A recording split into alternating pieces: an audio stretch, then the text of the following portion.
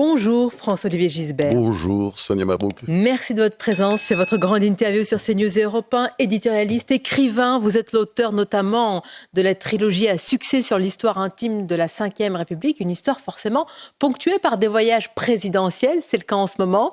Du voyage au Maroc du président Emmanuel Macron, entouré de nombreux ministres, accompagné d'une surprenante délégation. Je vous ferai réagir à une présence en particulier dans quelques instants. Mais tout d'abord, les enjeux, François-Olivier Gisbert. Une moisson de contrats. Est-ce que c'est aussi l'occasion, ce genre de déplacement, de faire avancer les choses, notamment, par exemple, sur le sujet de l'immigration, les fameuses OQTF, Bruno Retailleau y tient particulièrement. Oui, mais enfin, il y a autre chose aussi. Il était temps de rétablir des relations normales avec le Maroc. Depuis qu'il est arrivé, Emmanuel Macron faisait comme s'il n'y avait qu'un seul pays dans le Maghreb, en gros, c'est l'Algérie.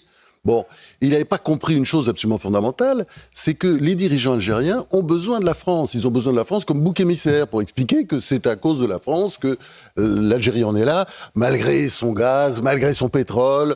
L'Algérie n'est pas en très bon état économiquement.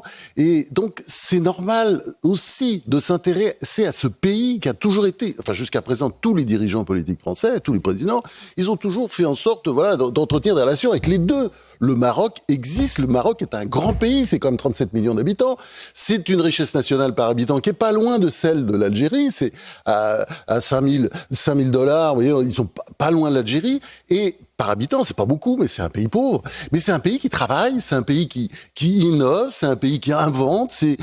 Donc il était temps. Enfin, il a découvert que le Maroc existait. Il suffit d'une visite, d'un déplacement pour oublier l'humeur de la glaciation de cette période et tout cela, oui. Enfin, vous me direz, mais attendez, ça fait 7 ans. 7 ans sans relation, pratiquement.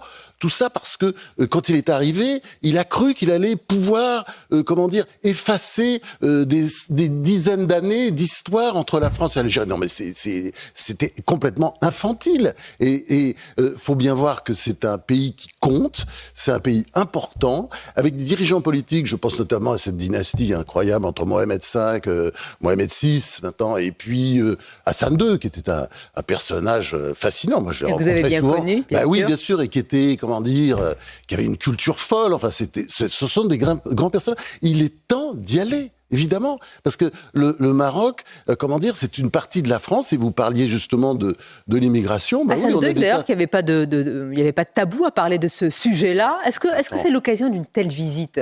Le ministre de l'Intérieur devrait vouloir faire avancer ses pions, mettre sur le devant de la scène les fameuses OQTF. Est-ce qu'un tel voyage peut permettre de faire avancer les choses ? Je ne crois pas. Ça ne se passe pas pendant les voyages. Mais les voyages, en tout cas, c'est important parce que ça veut dire, voilà, c'est fini.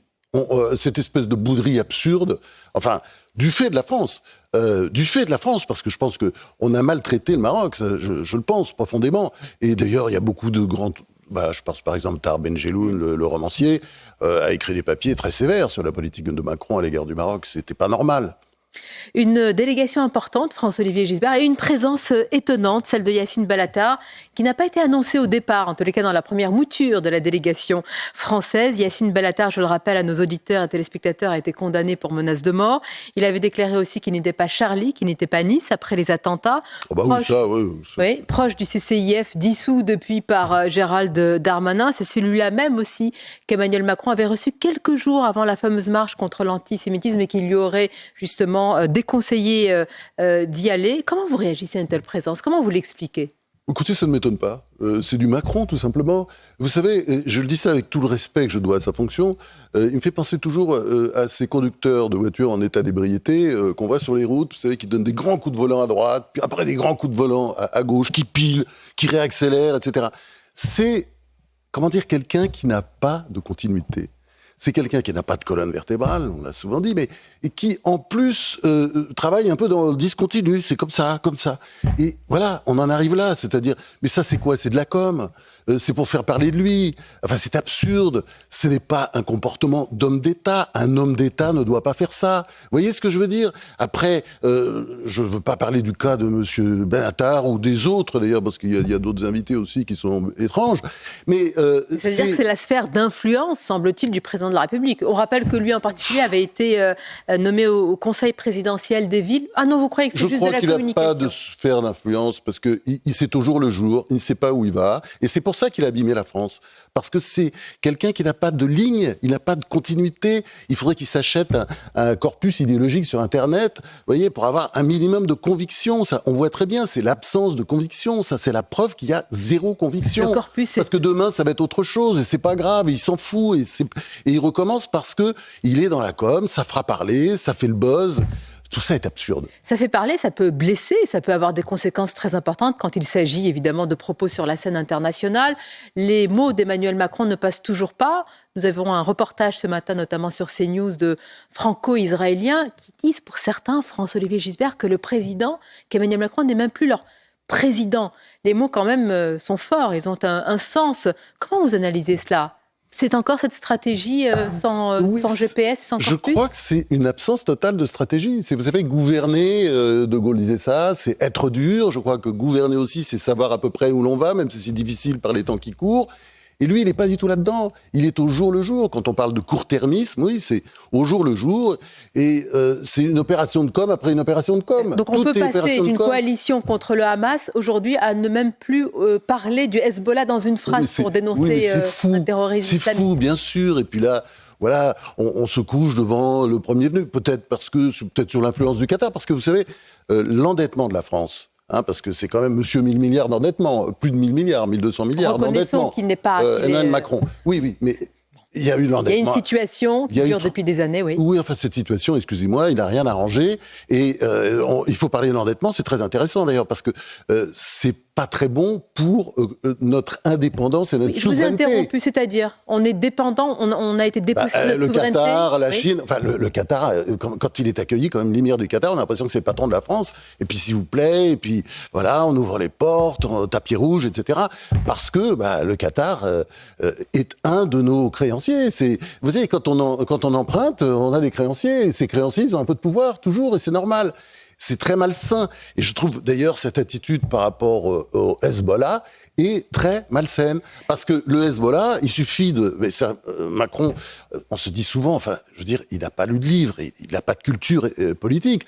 Mais enfin, le Liban, les Libanais, quand on connaît les Libanais, quand on vit avec les Libanais, ils n'aiment pas le Hezbollah. Enfin, en majorité, sauf quand ils sont chiites, pro-iraniens. Mais ils sont rarement chiites, pro-iraniens. Il y en a quelques-uns, oui, un petit tiers du pays, mais comment dire, le Liban, et le Hezbollah, c'est pas la même chose. Pourtant, Emmanuel Macron a souvent affiché sa proximité, voire une forme de très, presque d'amour, si j'ose dire, pour ce pays. Il a raison. Par rapport à la France. Il a raison, mais il ne le connaît pas. Parce que quand il attaque la classe politique libanaise en disant qu'ils sont tous pourris, il ne sait pas que c'est le Hezbollah qui dirige tout au Liban depuis des années. Et que, d'ailleurs, à l'occasion de cette crise, on voit très bien que la classe politique libanaise, à travers son Premier ministre, essaie de reprendre un peu la main et veut qu'on respecte la célèbre résolution 1701 de l'ONU qui demande le désarmement du Hezbollah et qui partent. Ce sont des pro-iraniens, ils n'ont rien à faire au Liban. On a vu la situation internationale, en tout cas la voix de la France. On est passé par la situation migratoire, situation financière. Quel diagnostic alors faites-vous du pays, François-Olivier Gisbert ? Hier, à votre place, pour cette grande interview, Philippe de Villiers avait dit que le pronostic vital de la France était engagé. Et puis, il dénonce la responsabilité des politiques. Il évoque une Assemblée nationale qui fut une annexe, dit-il, de l'Académie française avec Degnaud, Perfit, ça vous parle, Giscard. Et puis aujourd'hui, dit-il, c'est l'annexe de la fabrique des crétins numériques. Il a raison. Oui, je ne dirais pas celle de toute l'Assemblée nationale, mais il y a quand même une partie de l'Assemblée nationale. Vous voyez ce que je veux dire ? Il parlait d'extrême gauche, oui. C'est la ZAD, c'est quand même... c'est très étrange. On se demande... ça ressemble plus à une démocratie normale. Bon, je pense qu'il ne faut pas s'habituer. Je pense que la France n'est pas fichue, de loin. Bon, il y a énormément de problèmes. Il y a des problèmes à régler qui ne sont pas réglés. Parce que l'histoire de l'immigration, c'est toujours le même sujet. Moi, je cite toujours ces chiffres, parce que je pense qu'il faut les citer, il faut que les Français le sachent. L'immigration, c'est 326 954, premier titre de séjour, l'an dernier. Vous rajoutez 167 956 demandes d'asile. Et vous rajoutez également 30 000 sans-papiers qui sont régularisés, c'était la loi Valls. Ça fait 524 000.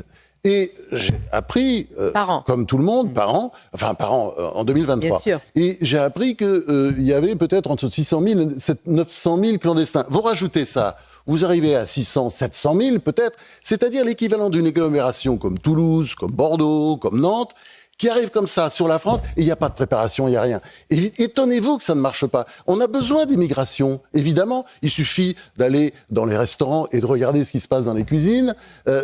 C'était pas le cas il y a quelques années, mais aujourd'hui, il y a toute une partie de notre milieu économique qui a besoin d'immigration. Mais pas cette immigration de masse. Est une chance ou un problème? Vous avez vu la différence entre Didier Migaud et Bruno Retailleau? Non, mais Retailleau, il a raison. C'est-à-dire qu'aujourd'hui, l'immigration de masse, évidemment que c'est pas une chance.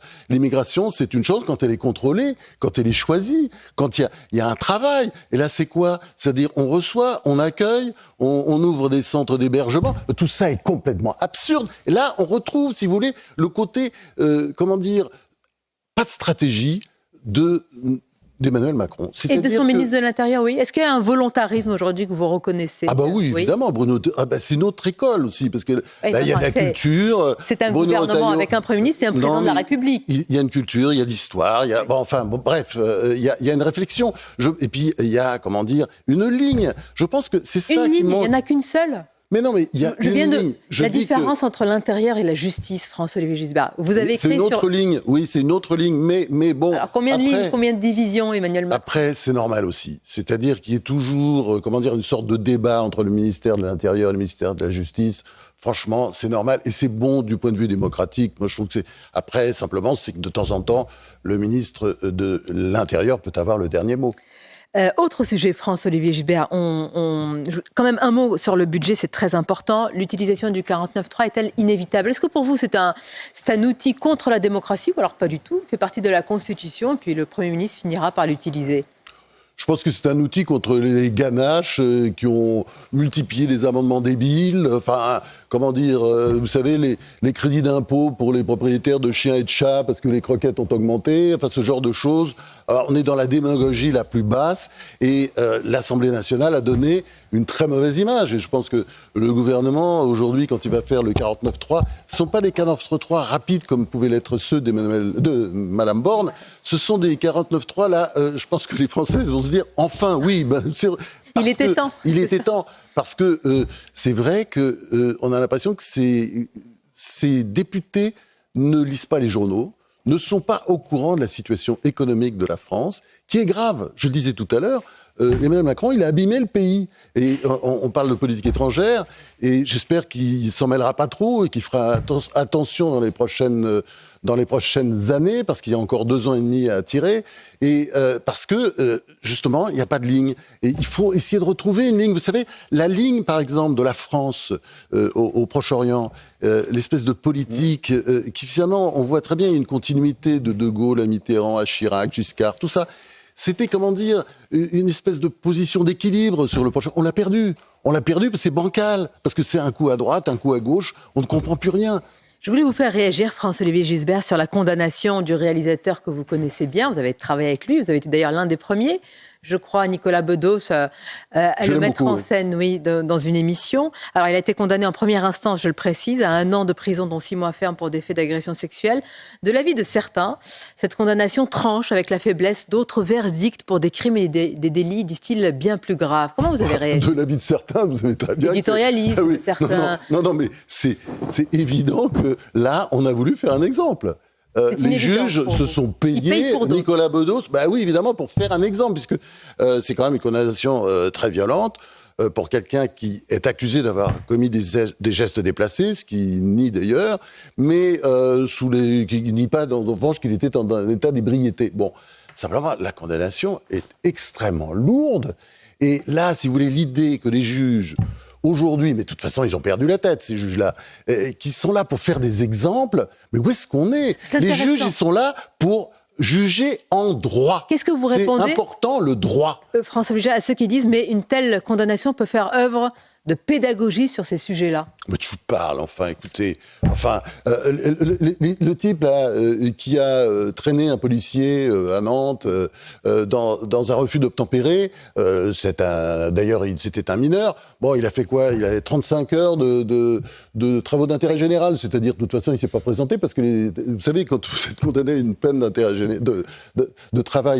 travaux d'intérêt général, vous savez que vous ne la ferez pas. Vous ne la ferez pas parce que c'est comme ça, parce que c'est Donc il a été jugé pour ce qu'il est, pas pour ce qu'il a fait. Bah totalement, bien sûr. Mais là, on a vraiment, c'est une dérive totale de la justice. On assiste depuis quand même un certain nombre d'années à une dérive. Mais c'est la faute aussi de la faiblesse du pouvoir politique. Vous savez, la nature a horreur du vide, la politique aussi. Et si la politique, quand la politique s'affaisse, c'est un peu le cas quand même depuis des années, il y a d'autres pouvoirs qui s'installent. Le Conseil constitutionnel aussi. Enfin, le Conseil constitutionnel est plus politisé qu'il ne l'a jamais été, ce qui n'est pas normal. On verra ce qu'il en sera pour Gérard Depardieu. On sait que le procès a été reporté pour mars 2025. Il nie également les faits qui lui sont reprochés d'agression sexuelle. Là encore, vous dites... Alors attendez, moi j'ai quand même, une fois que j'ai dit ça, je critique, mais j'ai toujours confiance dans la justice. Hein, bon, il y a une partie de la justice qui est très politisée, c'est évident. Il suffit de regarder d'ailleurs, sur les intentions de vote, les études qui ont pu être faites. Enfin bon, il y a beaucoup là de LFistes. Mais il y a aussi des juges qui jugent en droit, et Dieu merci, et même il y en a encore beaucoup. Il faut les saluer. Merci oui, François-Olivier Gisbert. Et on les aime. Bien sûr, voilà pour la déclaration. Bonne journée, à bientôt. Merci à vous.